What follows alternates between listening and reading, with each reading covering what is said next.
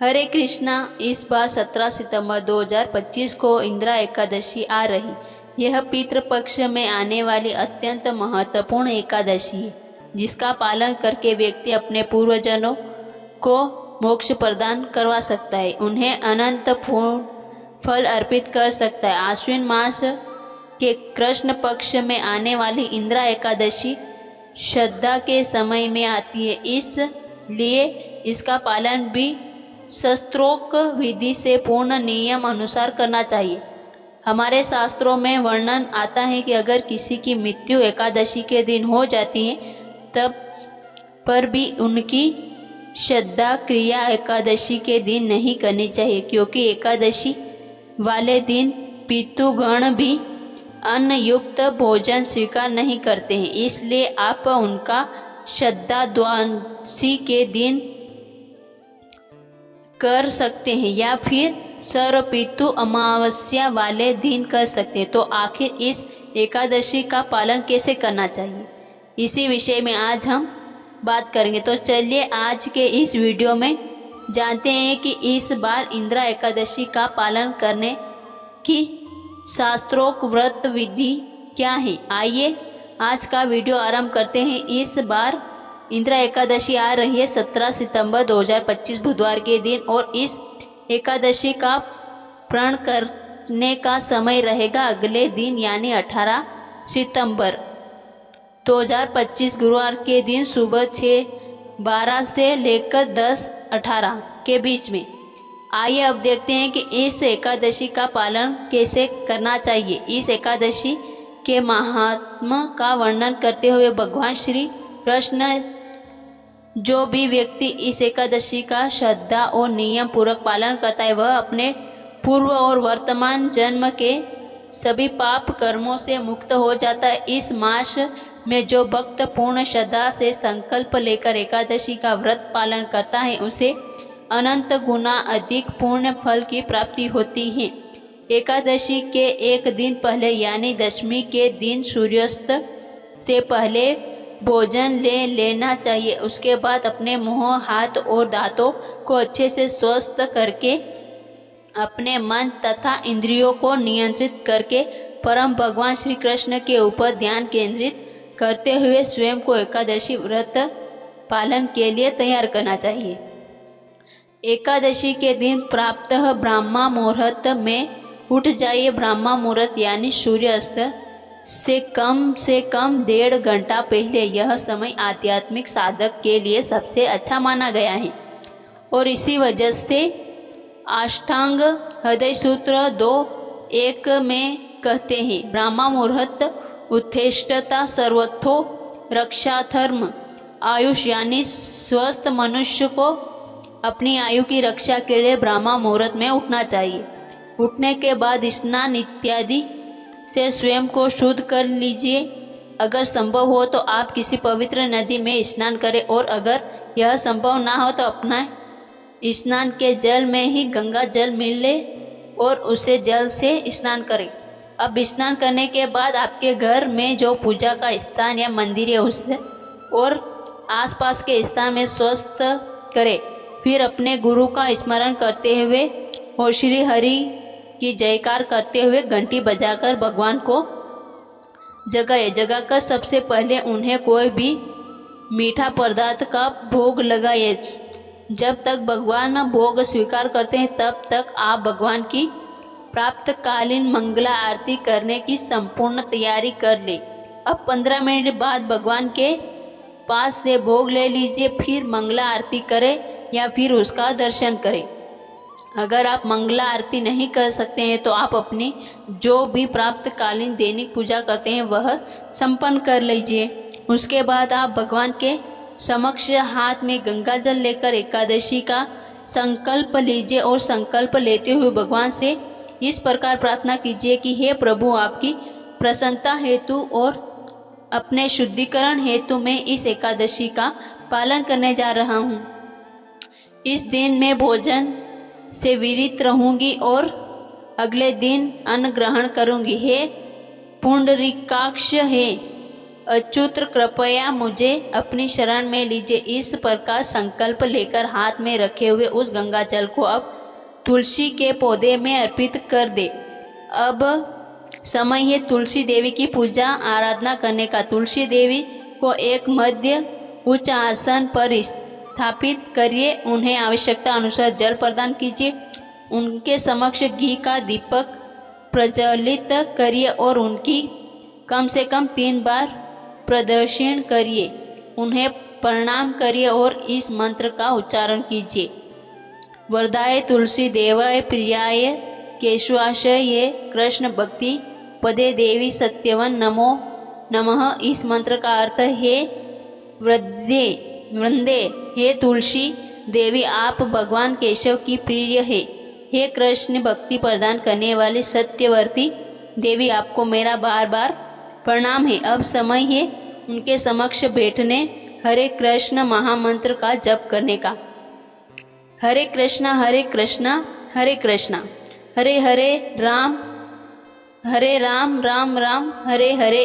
इस महामंत्र की अधिक से अधिक संख्या में माला का जप करना चाहिए और यही एकादशी के दिन करने योग्य सबसे महत्वपूर्ण कार्य है। इसलिए संपूर्ण दिन में या फिर प्राप्त काल के इस महामंत्र की कम से कम 10, 16, 25 या 32 माला का जाप अवश्य करें। जप समाप्त करने के बाद एकादशी की कथा सुनिए। कथा सुनते हुए अपने मन में भगवान श्री हरि का स्मरण करिए और एकाग्रचित होकर एक स्थान पर बैठकर आरंभ से अंत तक ध्यान पूर्वक इस कथा का श्रवण करिए। कथा श्रवण करने के बाद आप अपने दैनिक कार्य समाप्त कर सकते हैं। दोपहर या दिन के समय में श्रीमद् भगवत और भगवत गीता का पाठ कीजिए।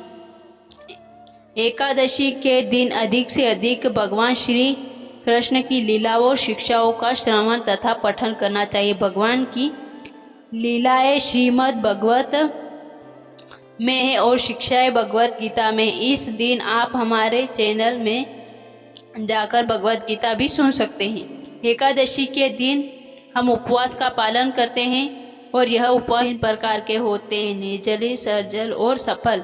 निर्जल यानी जिसमें एकादशी के संपूर्ण दिन में अन्न और जल दोनों का ही त्याग किया जाता है। इस दिन पानी की एक बूंद भी नहीं ले सकते और अगले दिन पारण के पीछे ही जल और भोजन लिया जाता है। दूसरा उपवास है सजल, जिसमें आप उपवास में मात्रा जल ही लेते और कुछ नहीं। और फिर तीसरे प्रकार का उपवास होता है जिसे सफल उपवास कहते हैं। इसका पालन करते समय भक्त जल, दूध, फल, फलों का रस और एकादशी प्रसाद ले सकते हैं। अगर आप नहीं जानते हैं कि एकादशी प्रसाद में कौन कौन सी चीज़ें लेनी चाहिए, क्या खाना चाहिए, क्या नहीं खाना चाहिए, तो उसके ऊपर भी हमने एक विस्तृत वीडियो बनाया है। उसका लिंक नीचे डिस्क्रिप्शन बॉक्स में है। इस वीडियो को देखकर आप वह भी देख सकते हैं। अगर आप चाय कॉफ़ी पीते हैं तो प्रयास करना चाहिए कि एकादशी के दिन चाय कॉफ़ी ना पिए। बाहर के कोल्ड ड्रिंक, धूम्रपान, यह सब कुछ बिल्कुल भी नहीं लेना चाहिए। और इस प्रकार आप अपनी शारीरिक क्षमता के अनुसार और जिस परिस्थिति में है उसके अनुसार आप किसी भी प्रकार का उपवास करने का पालन कर सकते हैं, लेकिन किसी भी स्थिति में अन्न ग्रहण नहीं करना चाहिए। अब संध्या के समय अपने घर में तुलसी देवी की आरती कीजिए। एकादशी के दिन आप जितना अधिक तुलसी सेवा कर सकते हैं उतनी करनी चाहिए। इस दिन आप प्रातः काल में तुलसी जलदान भी कर सकते हैं। संध्या के समय उनके समक्ष घी या तेल का दीपक प्रज्वलित करें, धूप और पुष्प अर्पित करें और फिर उनके स्तोत्र या आरती करें। मंदिर में भगवान के समक्ष भी दीपक और धूप अर्पित करें। उनके समक्ष बैठकर हरे कृष्णा महामंत्र का कीर्तन करें। परिवार के सदस्यों के साथ बैठकर भगवान की कथा सुने। हमारे शास्त्रों में एकादशी व्रत की रात्रि के समय जागरण करने के लिए बताया गया है। हरि कथा सुनते हुए, करते हुए और भगवान के पवित्र नामों का जप करते हुए जागरण करना चाहिए। अगर कर सकते हैं तो सबसे अच्छा है, लेकिन एक वास्तविकता यह भी है कि इस समय हम कलयुग में भी जी रहे हैं। भक्तों को अपने घर, परिवार और ऑफिस की अनेक जिम्मेदारियां भी होती और ऐसे में सभी के लिए जागरण करना संभव नहीं हो पाता है। तो ऐसे में आप रात्रि में विश्राम भी कर सकते हैं। जागरण करना अनिवार्य नहीं है, लेकिन विश्राम करते समय मोबाइल का उपयोग करते हुए ना करें, अपितु भगवान का स्मरण और चिंतन करते हुए विश्राम करें और अगले दिन द्वादशी पर फिर से प्रातः ब्राह्मण मुहूर्त में उठ जाए। एकादशी व्रत पालन करते हुए 3 दिन यानी कि दशमी, एकादशी और द्वादशी, यह तीनों तिथियों पर संपूर्ण ब्रह्मचार्य का पालन करना चाहिए। अगले दिन द्वादशी पर पूर्ण विधि विधान और नियम अनुसार निर्धारित समय के अंदर ही एकादशी व्रत का पारण करें। पारण कैसा करना चाहिए, इसके ऊपर भी हम एक विस्तृत वीडियो लेकर आएंगे। इसमें हम आपके पारण से जुड़े हुए प्रश्नों के उत्तर भी देने वाले हैं, तो उसे भी अवश्य देखिएगा। और इस देखने के लिए आपको अपने चैनल में को सब्सक्राइब करें और हमें व्हाट्सएप कम्युनिटी ग्रुप के साथ अगर जुड़ जाएंगे तो आपकी इस पारण विधि और एकादशी कथा का नोटिफिकेशन और उसके अलावा अन्य भी एकादशी से जुड़ी जानकारी सरलता से मिल जाएगी। इस ग्रुप में जुड़ने के लिए लिंक नीचे डिस्क्रिप्शन में है। इस वीडियो को समाप्त करने के लिए आप वहां जाकर लिंक कर सकते हैं। अब देखिए, कई बार लोग पूछते हैं कि अगर किसी के घर में सूतक लगा है तो क्या वे एकादशी व्रत कर सकते हैं?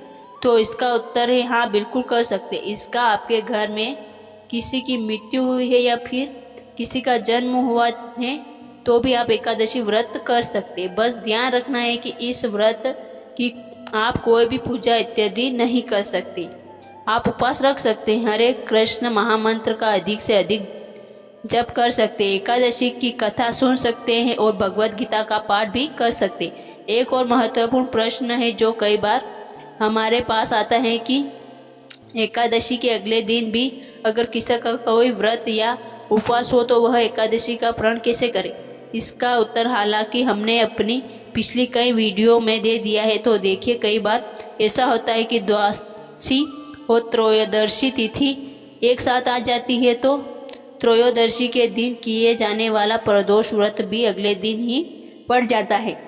कई बार ऐसा भी होता है कि अगर द्वादशी पर प्रदोष ना भी हो तो साप्ताहिक कोई व्रत आ जाता है, जैसे कि गुरुवार या शुक्रवार या सोमवार का व्रत। तो ऐसे में भक्तों के मन में यह दुविधा आती है कि अब एकादशी का प्रण आखिर कैसे करें, क्योंकि बिना प्रण की एकादशी व्रत को पूरा होगा नहीं और अगले दिन आने वाला व्रत रखना भी जरूर है। तो फिर इस स्थिति में क्या करें? तो देखिए, इसमें संशय में पड़ने वाली कोई बात नहीं है, बहुत सरल विधि है। अगर आपके मन दोनों ही व्रत करना आवश्यक है तो आप यह कर सकते कि एकादशी का प्रण करने के लिए द्वादशी के दिन प्रण के प्रातः कालीन सभी नियमों का पालन कर लीजिए।